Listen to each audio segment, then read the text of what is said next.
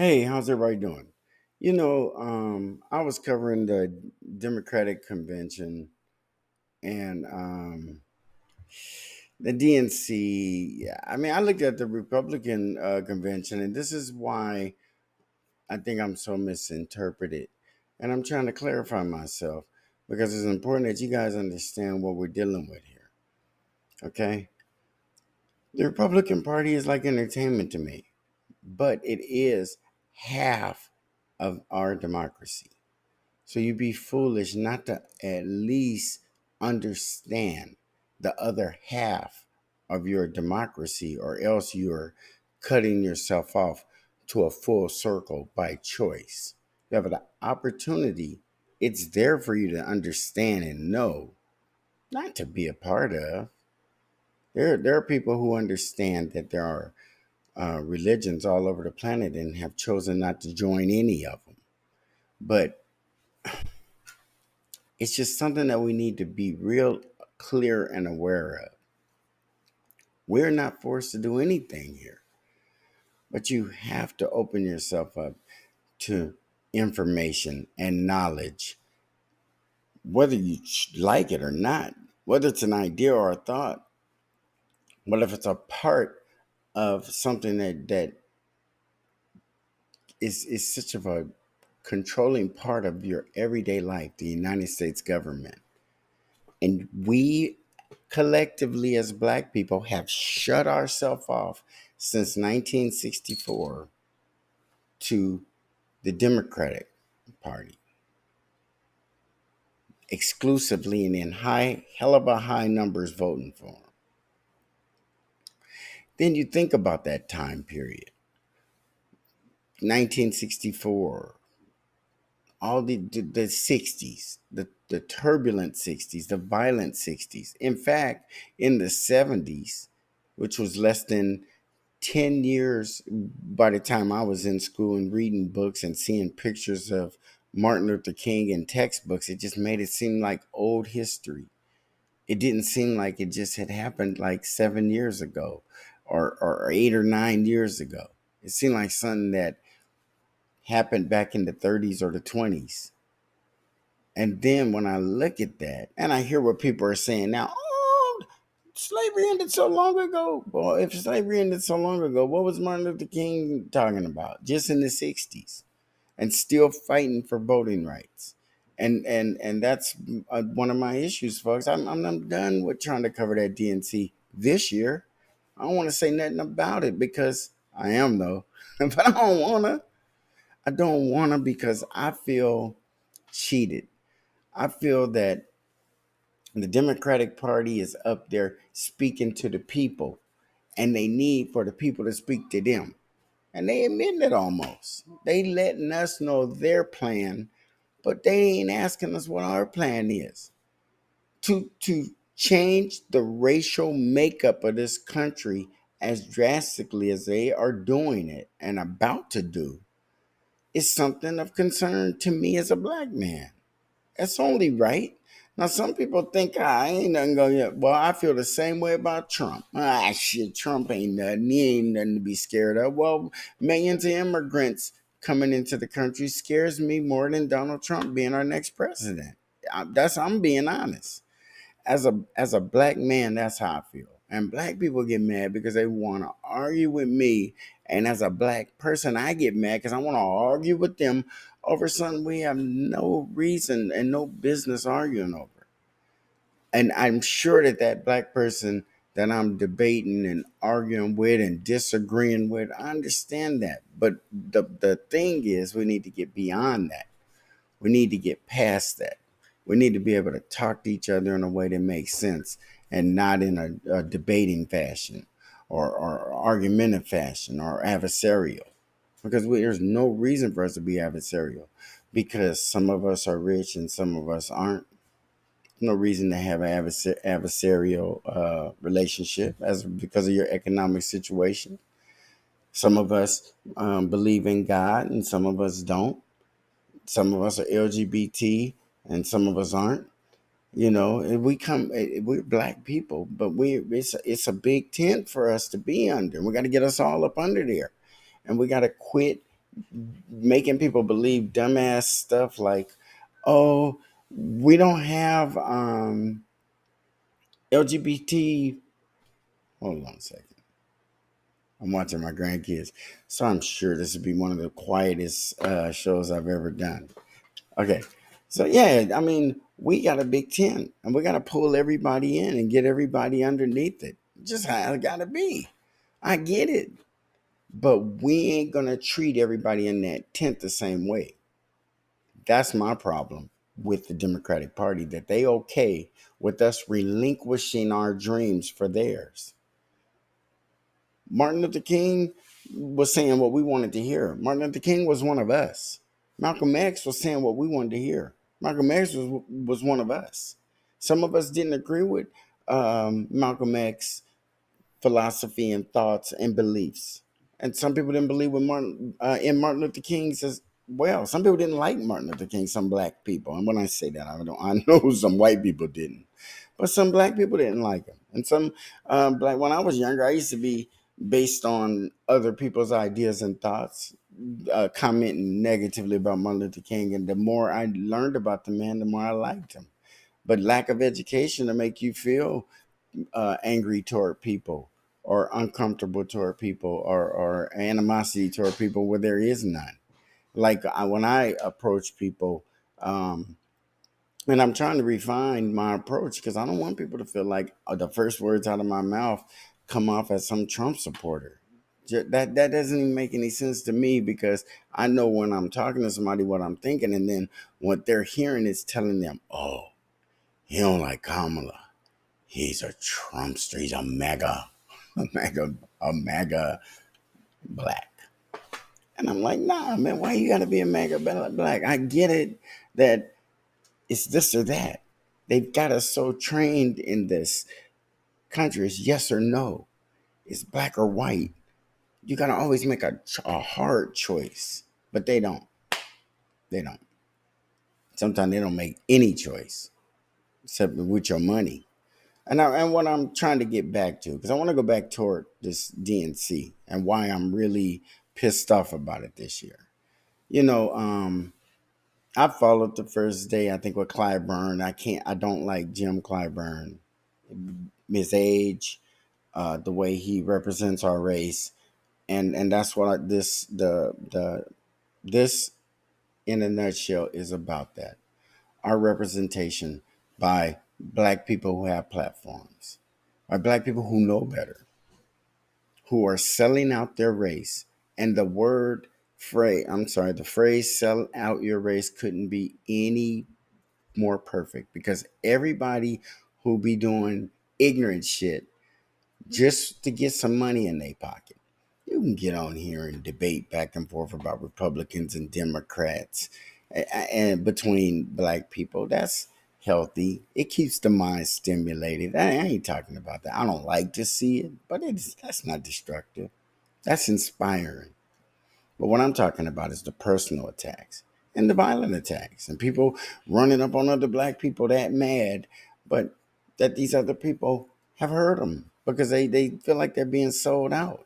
You put yourself in a position with a nice platform with a whole bunch of people, and you up there talking nonsense to them on purpose, stuff that you know is not to their going to benefit them. And that's why we're gonna make a hard right and go over on Obama and Michelle Obama.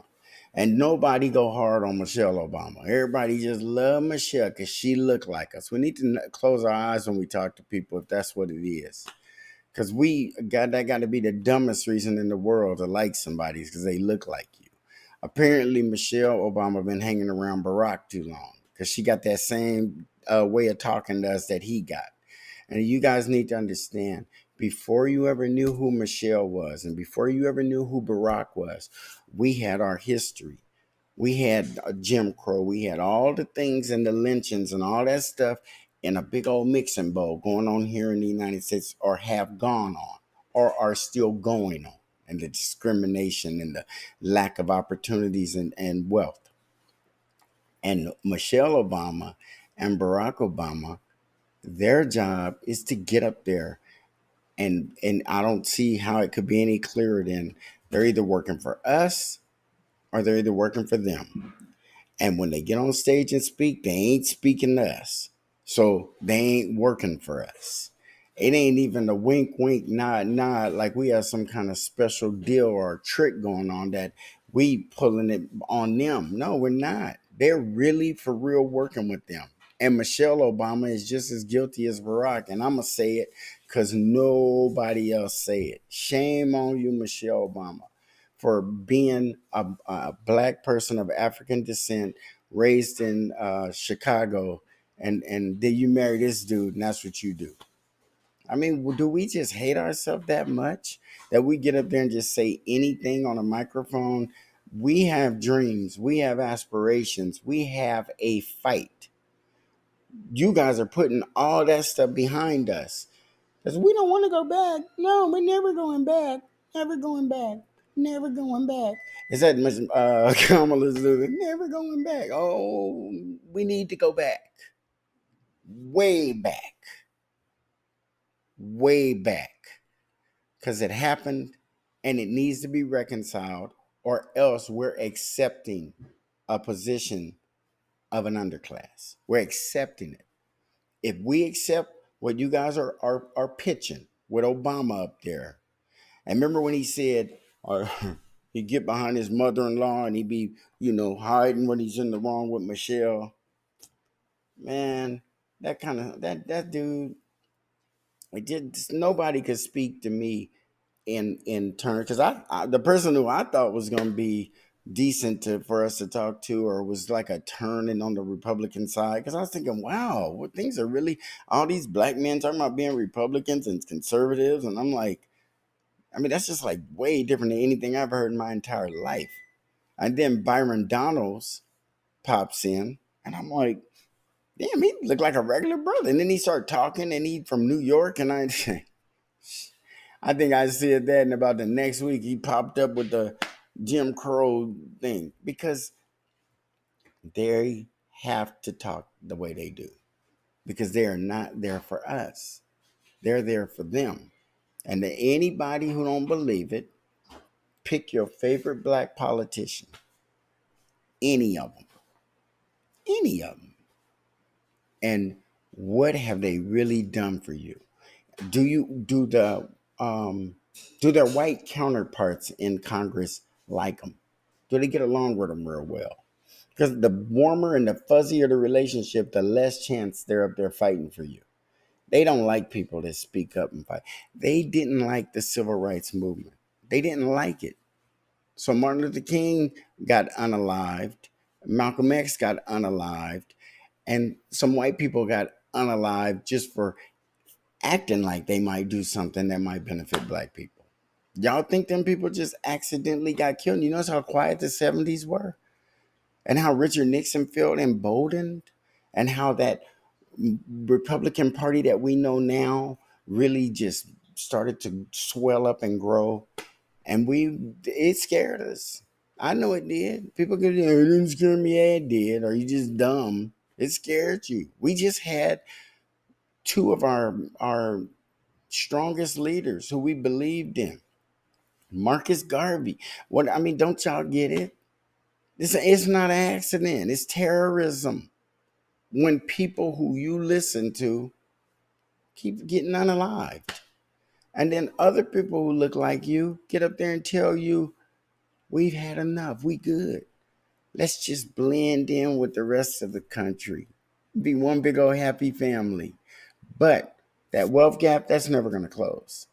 And equality that we all speak of, we only do that in speeches. And freedom, yeah, that's now our word. We can use it in the Democratic DNC. It's not for black people no more. It's for freedom. We could talk about abortion freedom. We could talk about immigrants freedom. We could talk about, when the 4th of July and dogs get scared and jump the gate. We'll talk about freedom of pets. Freedom of everybody. Because Martin Luther King and Malcolm X and people like that, and in the black struggle, spoke of freedom because we were slaves. We were slaves. So it makes sense to use that word often and a lot. But you diminish that word when you start using it out of context. Freedom is a very, very, very serious word to black people. It can trigger one. It can make you snap around and go, what did he just say?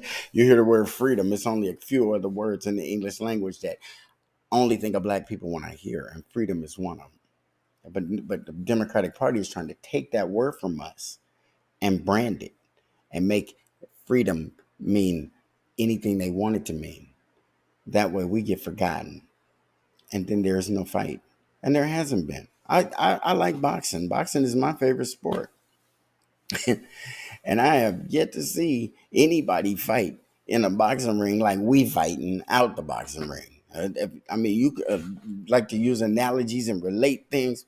What is our fight equal to? What black people are currently doing today? Sitting in an audience and applauding while Barack Obama, our former president who screwed us over 2 times, we thought the first time when he was in there, he had to do what he had to do. Okay, he blinked. We thought he was going to let them know we about to tear this country down because of your financial institutions. But he didn't. He blinked. And he took care of them. But he didn't blink. He was in bed with them before he went in there. And he was just giving those fiery stomp speeches, and he was talking to us. He wasn't talking to the corporate side. He wasn't talking to Wall Street. And then he got in there, and all hell broke loose on us. He never looked back. And as a result of our votes, and then the second time when we voted him in, it solidified him as a elder in the party. Passing Bill Clinton. Bill Clinton is still sharp enough and young enough to be the front bearer of the party, but he ain't, because Obama is squeaky clean and he'll do anything they tell him to do. Bill Clinton's white. Bill Clinton got his own mind, his own agenda, and he can get pissed off and say it. The only way Barack can be looked at as a good Democrat that they want in there as a leader and a leader in the Democratic Party is that they tell him what to do, and he uses his oratorial skills to get out there and get it done. And we are that leg that is a big, strong reason why he's where he's at and why he has the influence he has. Because whenever we start acting up, all they got to do is dust him off and pull him out the closet, and he get up there and go, hey, come on now, you guys letting me down. Where's Pookie? I see all you guys here, but I don't see Pookie. Remember cousin Pookie? That's what I'm saying. This is disrespectful as hell. Disrespectful as hell, Obama is. And Michelle Obama. Because this black people praying she run for president. Why? So her husband been tell her not to get y'all shit? You really don't want nothing? For real don't want nothing?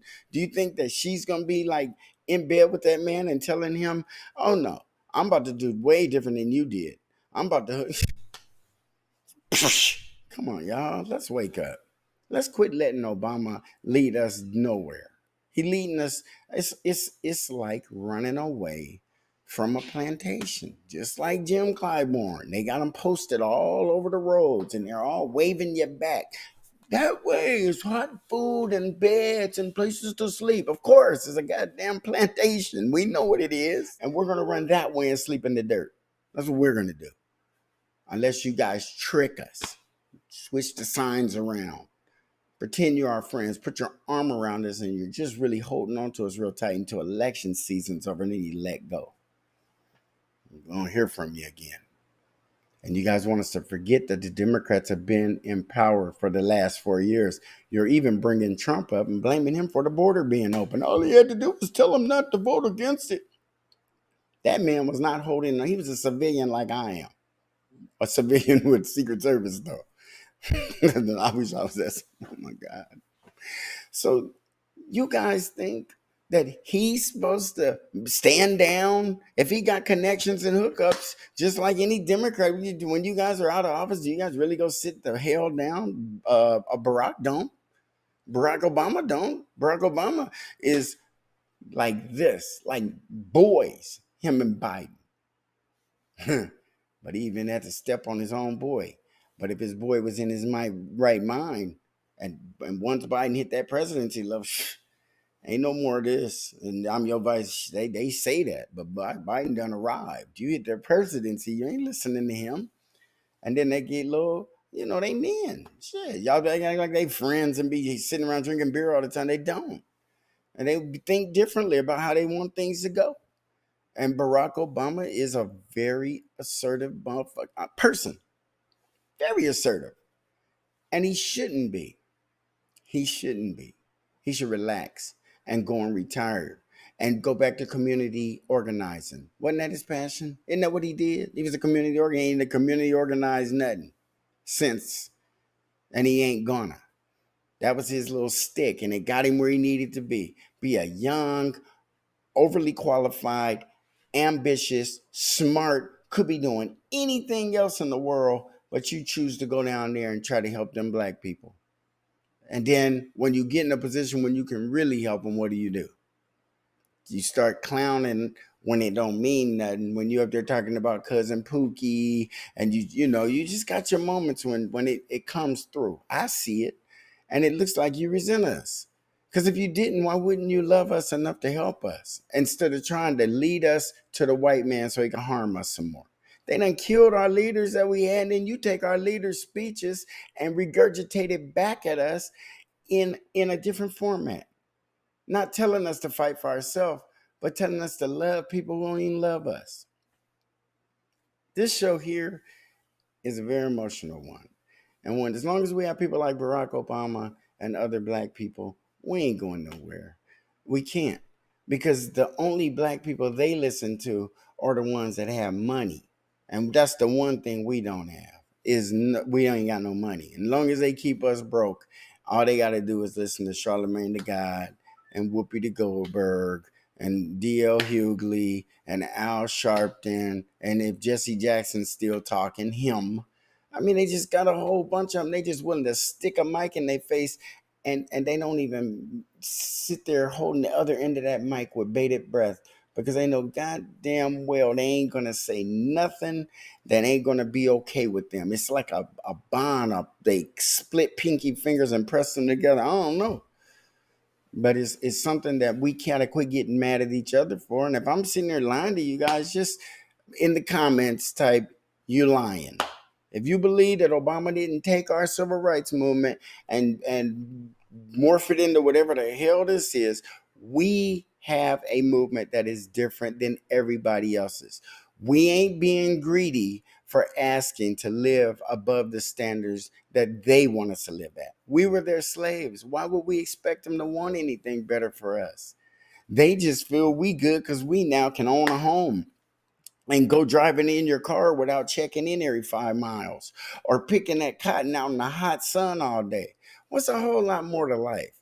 And if you guys could just swap places with us for a couple of years, then we'll swap back. And I bet you'll be a little more compassionate, and you'll understand that you don't have to be living in the 1800s or the early 1900s to be as far away from white people as they want you to be. And every time you get the inspiration and the inclination that that gap's going to close, it might happen, they make it clear. Violence. This is a very violent country, and every black person that I see up there acting like Barack Obama is afraid of violence. I'm afraid of violence, hell, but I'm not going to change who I am because I'm afraid of violence. I'm not going to let them make me get up and lead hundreds of thousands or millions of black people in the wrong direction. Just nah, that's not gonna happen. But I gotta cut this one, you guys. I got things to do. I will be coming back. I will be talking about the DNC, but not um, in the normal fashion. I'm disgusted. It looks like they're up there just using the hell out of the civil rights words and excerpts from speeches, and turning them into their own speeches. The families of Martin Luther King, whoever wrote any civil rights speeches, Ralph Abernathy, any of them, even white civil rights leaders, they need to sue these people, because there's absolutely no way they should be doing that kind of stuff. How in the hell can you do that? You just take a movement and turn it into a parked vehicle. Movement means moving. We don't have a movement. We are not a part of a movement, and they're trying to make us be a part of a movement that doesn't benefit us. I'm not moving anything that don't benefit us, and that's what they want us to do. Move back, I guess. We're not going back. We're not going back. But we ain't standing still. We ain't standing still. And with that, like, comment, share, and subscribe. See you guys on the next one.